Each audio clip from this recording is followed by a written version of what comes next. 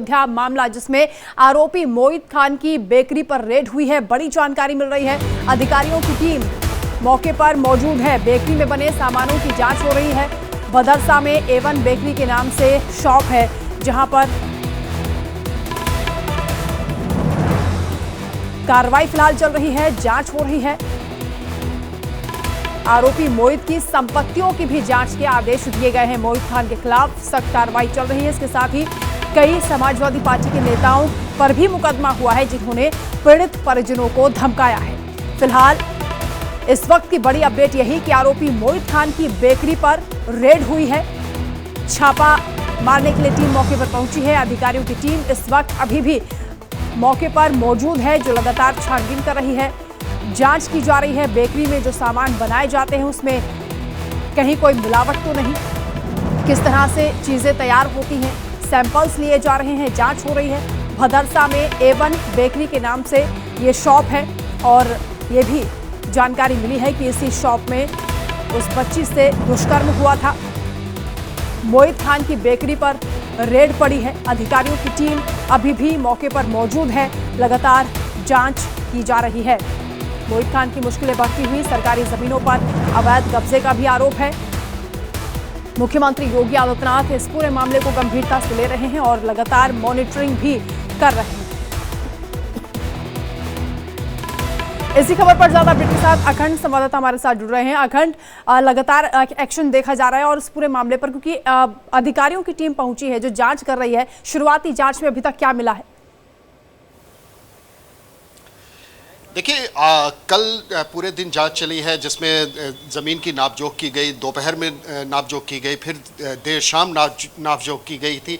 अभी कुछ देर पहले जब SDM यहाँ पे थे अपनी पूरी टीम के साथ, और उनके साथ फूड सेफ्टी से भी जुड़ी हुई टीम थी। यहाँ पे मुख्य जो फूड सेफ्टी ऑफिसर हैं वो यहाँ पे अपनी पूरी टीम के साथ मौजूद थे। तो यहाँ तमाम चीज़ें तो हटा दी गई थी इस बेकरी से, लेकिन जो चीज़ें मिली थी, जो प्रोडक्ट्स या जो कंपोनेंट्स ब्रेड में या फिर रस्क में या फिर और जो भी यहाँ पर प्रोडक्ट तैयार होते थे उनमें इस्तेमाल की जाती हैं, उनकी सैंपलिंग की गई है और उन्हें प्रयोगशाला के लिए भेज दिया गया है। और ये 14 दिन के अंदर ही रिपोर्ट आने की बात कही जा रही है। ये तो फूड सेफ्टी से जुड़ा हुआ मसला एक अलग बनेगा, जिसमें कुछ मिलावट की बात कही जा रही है, कुछ उनकी क्वालिटी की बात कही जा रही है कि वो बहुत गड़बड़ थी, और बहुत सारी चीज़ें जो चूँकि यहाँ से हटाई जा चुकी थी। फैक्ट्री बंद हो गई थी इस बीच में, जब से मोइन खान की गिरफ्तारी हुई थी पूरी बेकरी को। हम बेकरी में ही मौजूद हैं और थोड़ी देर पहले जब यहाँ पे फूड सेफ्टी के लोग यहाँ पे जुड़े हुए थे, तो दो अलग अलग अधिकारियों से सैंपलिंग करते हुए बातचीत हुई थी। उन्होंने जो बताया कि यहाँ पे चीज़ें कुछ ऐसी हैं जो संदिग्ध हैं, कुछ ऐसी हैं जो फूड सेफ्टी के मानकों के विपरीत हैं, जिनको सही तरीके से देखा जाए तो अब प्रयोगशाला में जांच होने के बाद ही पता चल पाएगा कि क्या कुछ उसमें मिलावट थी, क्या कुछ उसमें गड़बड़ियाँ थी। लेकिन वो क्वालिटी के लेवल पे अगर देखा जाएगा तो वो उनकी क्वालिटी बहुत ही निचले स्तर की दिखाई देती है। उसमें से नमक का भी सैंपल उन्होंने लिया है, काला नमक भी उनको साथ में मिला हुआ है। इसके अलावा अगर बात करते हैं तो जो SDM ने जो जानकारी दी है उसके मुताबिक एक बड़ा एक्शन होने की बारी आ गई है और बड़ा एक्शन कुछ ही देर में लिया जा सकता है। ये बहुत दिनों की बात नहीं है, कुछ घंटे की बात है, जिसमें एक बड़े एक्शन की बात कही जा रही है। और चूंकि मुख्यमंत्री योगी आदित्यनाथ ने स्पष्ट कर दिया था, कल जब पीड़िता की मां मिली थी मुख्यमंत्री योगी आदित्यनाथ से CM आवास पर, तो उस समय भी मुख्यमंत्री ने आश्वासन दिया था कि बड़ा एक्शन होगा और जो भी इलीगल कंस्ट्रक्शन है उस पर भी एक बड़ा एक्शन हो सकता है। तो अभी जो SDM सोहावल से हमारी जब बातचीत हुई थी अभी थोड़ी देर पहले, जब अपनी टीम के साथ वो मौजूद थे, तो उन्होंने ये कहा कि एक बड़ा स्ट्रिक्ट एक्शन अभी होने की बारी आ रही है और कुछ ही देर में ये स्ट्रिक्ट एक्शन देखने को मिल सकता है। तो जो अंदाजा लगाया जा रहा है उस अंदाजे के मुताबिक ये है कि ये चूंकि इलीगल कंस्ट्रक्शन में आ रहा है, इसकी 3 बार 4 बार जांच हो चुकी है कल से लेके अब तक, और सुबह भी आखिरी स्तर की जांच हुई है, तो मुमकिन है कि यहाँ पे बुलडोजर चले और बाबा का बुलडोजर यहाँ भी अपनी दहाड़ दिखाएगा। बिल्कुल अखंड, क्योंकि आप ग्राउंड जीरो पर इस वक्त मौजूद हैं, तो तस्वीरें भी हम चाहेंगे कि आप दिखाएं, पूरे उस एरिया को दिखाइए जहां पर ये सब कार्रवाई चल रही है। लेकिन हम अपने दर्शकों को भी लगातार बता रहे हैं कि जो कार्रवाई यहां पर हो रही है उसको लेकर अधिकारियों की भी जो बयान है वो सामने आ रहे हैं। इस पूरे मामले पर किस तरह से इन्वेस्टिगेशन आगे बढ़ी है, उसको लेकर क्या पुलिस अधिकारियों ने कहा, वो आप सुनिए। है जिसका इंस्पेक्शन हमारी टीम के द्वारा किया जा रहा है। प्रथम दृष्टया जो चीज़ें हैं मानव उपभोग के लिए वो जो मानक है उसके मुताबिक नहीं लग रही हैं, तो भौतिक परीक्षण में जो भी चीज़ मानक पे खरा नहीं उतरती है उसका रासायनिक परीक्षण कराया जाता है। इसलिए जो भी चीज़ यहाँ पर उपलब्ध है, जो भी खाद्य पदार्थ, खाद्य की कैटेगरी में जो भी आता है, उसका हम लोग नमूना ले रहे हैं, उसको जांच कराएंगे लैब से, और उसके क्रम में जो भी कार्यवाही आगे होगी। चीज़ों की सैंपलिंग हो गई है? देखिए, डेसिकेटेड कोकोनट खराब दिख रहा था, उसका लिया गया है, और ब्रेड रस का नमूना लिया गया है, काला नमक का नमूना लिया गया, और बेकरी शॉर्टनिंग का नमूना लिया जा रहा है। तो ये 4 नमूने हो रहे हैं, और बाकी यहाँ की जो कंडीशन है उसके हिसाब से नोटिस जारी किया जाएगा और फर्दर कार्रवाई की जाएगी। आगे का क्या, अब अगला कदम क्या होगा? अगर यहाँ से ले जाएंगे तो कैसे, कहाँ जांच होगी? जो भी खाद्य पदार्थ का नमूना है वो खाद्य प्रयोगशाला में जांच के लिए जाएगा, जो कि रासायनिक मानकों के लाइट में उसको टेस्ट किया जाएगा, पैरामीटर उसके मानक के अनुरूप हैं या नहीं, और जो भी मानकों पे खरे नहीं होंगे उन पर अभियोजन की, उसके संबंध में अभियोजन की कार्रवाई की जाएगी। लंबे समय से बेकरी का काम कर रहा था आरोपी, और वहीं पर जांच हो रही है, इस वक्त रेड चल रही है। अखंड कैसी खलबली देखी जा रही है, तस्वीरें भी आप दिखाते रहिए, क्योंकि लगातार जांच वहां पर हो रही है, सैंपल्स इकट्ठा किए जा रहे हैं, बेकरी में कैसे सामान तैयार हो रहे थे, मिलावट तो नहीं है, इन सब की जांच हो रही है। तस्वीरें आप दिखाएं। जी बिल्कुल, मैं अपने वीडियो जर्नलिस्ट से सरजीत सिंह से कहूँगा कि एक बार दिखाएं अंदर का नज़ारा भी। इस समय आप देख लीजिए, एक बहुत बड़ा कैंपस है, तकरीबन 1 एकड़ से ज़्यादा का ये पूरा एरिया होगा, और इसमें कुछ पेड़ भी लगे हैं, कुछ बकरियां पली हुई हैं, कुछ यहाँ पे बतख और तमाम जो पक्षी हैं उनमें मिल जाएंगे। यहाँ पे कुछ बज्जीज दिखाई देंगे आपको यहाँ पे पिंजड़े में।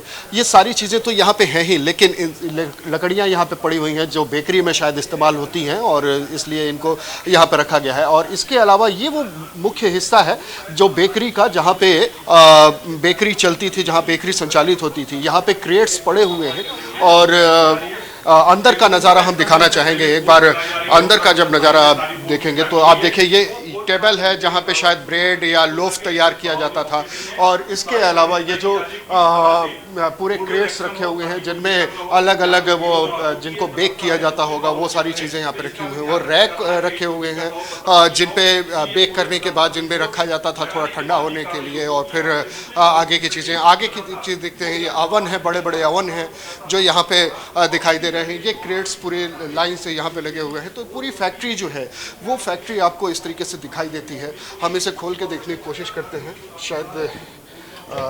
तो ये पूरा जो ये मीटर्स वगैरह लगे हुए हैं, ये सारी चीज़ें यहाँ पे बेसिकली ये ओवन है, और यहाँ पे पूरी जो फैक्ट्री, जो बेकरी की फैक्ट्री है, वो बेकरी यहाँ पे पूरी तरीके से संचालित होती थी। A1 बेकरी के नाम से यहाँ पे ये संचालित था, और ये एक ठीक ठाक बेकरी, एक बड़ी बेकरी के तौर पे ये जानी जाती थी। यहाँ पे अंदर भी हम दिखाएंगे कि ये जो मशीनें हैं, वो मशीनें किस तरीके से यहाँ पे जो आटा गूंथने का और आटा तैयार करने का, या फिर जो रॉ मटेरियल तैयार करने के लिए यहाँ पे ये मशीन लगी हुई है। ये एक बड़ी मशीन है, और लाइट की थोड़ी सी कमी है यहाँ पे। अगर लाइट यहाँ पे होती तो शायद और बेहतर तरीके से यहाँ पे दृश्य दिखाई देते। लेकिन ये पूरी फैक्ट्री इस तरीके से यहाँ पे संचालित हो रही थी, और ये फैक्ट्री जब से मोइन खान की गिरफ्तारी हुई है, राजू की गिरफ्तारी हुई है, उस राजू और मोइन खान की गिरफ्तारी के बाद से ही इस फैक्ट्री में कामकाज बंद हो गया था।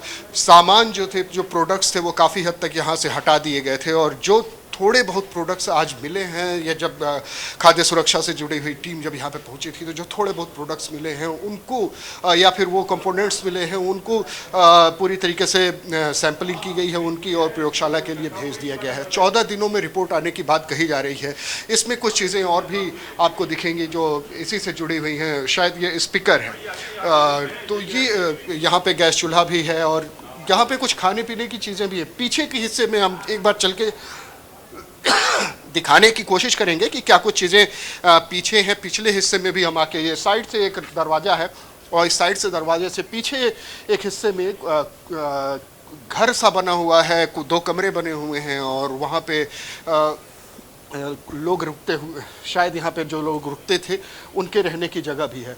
यही वो फैक्ट्री है जहाँ पे वो बच्ची, जो नाबालिग बच्ची है, वो यहाँ पे काम कर रही थी, और उसी दरमियान उसको शाम के समय में उससे घर से बुला के लाया जाता है, और फिर उसके बाद राजू बुला के लाता है, और मोइन खान उसका रेप करता है। ये तकरीबन 4-5 महीने पहले की बात बताई जा रही है, और फिर उसके बाद से उसकी वीडियो, उसी समय उसका वीडियो बनाया जाता है और सामूहिक रूप से बलात्कार के बाद उसके साथ उसको ब्लैकमेल करके उसको लगातार उसका शारीरिक उत्पीड़न किया जाता है, उसका दैहिक उत्पीड़न किया जाता है। और फिर ये मामला तब खुलता है जब उसे पेट में दर्द होता है, उसे अस्पताल ले जाया जाता है, डॉक्टर को दिखाया जाता है। और चूँकि बहुत गरीब तबके से आती है वो फैमिली, और महज 12-13 साल की बच्ची, और उसके साथ इस तरीके की इतनी घिनौनी हरकत होने का तब पता चलता है कि वो प्रेग्नेंट है। और उसके बाद से इस मामले को लेके जब वो थाने पे पहुंचती है तो फिर जाके कहीं एफआईआर दर्ज होता है। हालांकि इसके पहले भी जैसा कि आरोप लग रहा है, और जिसके चलते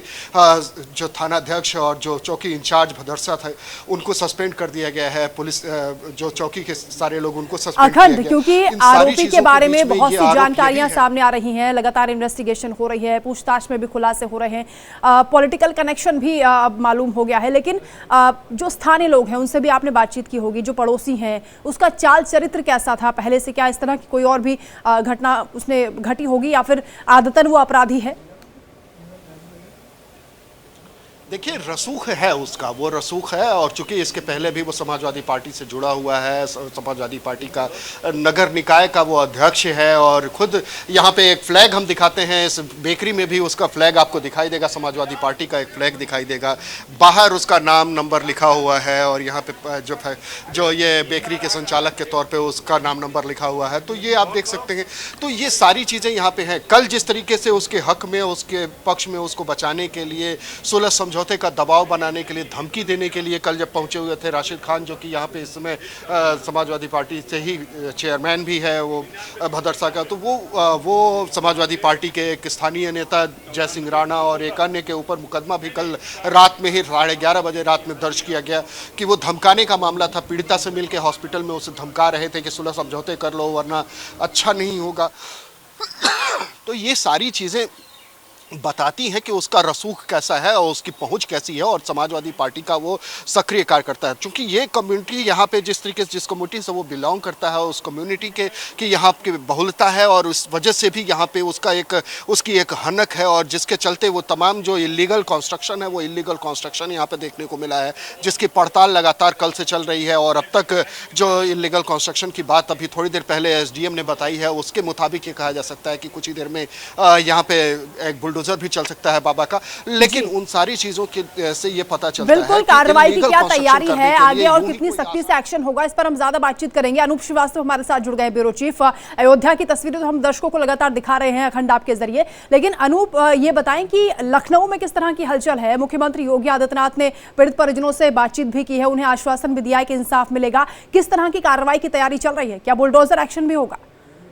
बिल्कुल होगा, बिल्कुल होगा। आपने और हमारे दर्शकों ने सीएम योगी आदित्यनाथ को सदन में सुना होगा, और बाकायदा उन्होंने ये कहा था कि ऐसे लोगों के लिए सद्भावना एक्सप्रेस नहीं चलेगी बल्कि बुलेट ट्रेन चलेगी। तो निश्चित रूप से इसको काफी गंभीरता से सीएम योगी ने लिया है, और उसके एक्शन की बानगी हमको सुबह से देखने को मिल रही है, जब उनके बेकरी पे छापा मारा गया है और उनके राजस्व के डॉक्यूमेंट जो हैं, रेवेन्यू डॉक्यूमेंट जो है, उनको चेक किया जा रहा है। और निश्चित रूप से अगर उनका सरकारी जमीन पर अवैध कब्जा जैसा की बात कही जा रही है, तो उस जमीन पर जो निर्माण हुआ होगा, वहां पर जो है निर्माण, उसको ध्वस्त जमींदोज किया जाएगा। इसके क्लियर कट आदेश अयोध्या के कमिश्नर, डीएम और एसएसपी को जारी हो चुके हैं, और ये आदेश कल ही जारी हो गए थे। तो आज कार्रवाई का दिन है। और उसके बाद एक जो डेवलपमेंट हमारे साथी संवाददाता बता रहे थे कि रात में जो धमकी देने का मामला आया है उसके पीड़ित परिवार वालों को, जो अस्पताल में भर्ती है बालिका, तो उसको भी लेकर नया एक्शन लिया गया है, मुकदमा दर्ज कर लिया गया है और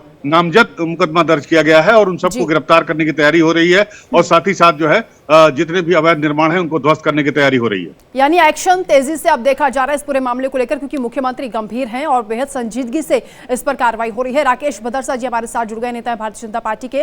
राकेश जी, कार्रवाई तो हम देख रहे हैं, बच्ची को इंसाफ मिलेगा ये भी मुख्यमंत्री ने भरोसा दिया है, लेकिन समाजवादी पार्टी का झंडा लहराता हुआ भी हमने देखा उस बेकरी शॉप पर, जहां पर छापा पड़ा, जो पॉलिटिकल कनेक्शन सामने आ रहे हैं, कई नेताओं पर मुकदमा भी हुआ है। क्या ये केवल खानापूर्ति तक रह जाएगा या वाकई में एक्शन होगा उन नेताओं के खिलाफ भी जो लगातार धमका रहे हैं उस बच्ची के परिजनों को? अब तो लग रहा है कि यहाँ उस बच्ची को इंसाफ मिलेगा।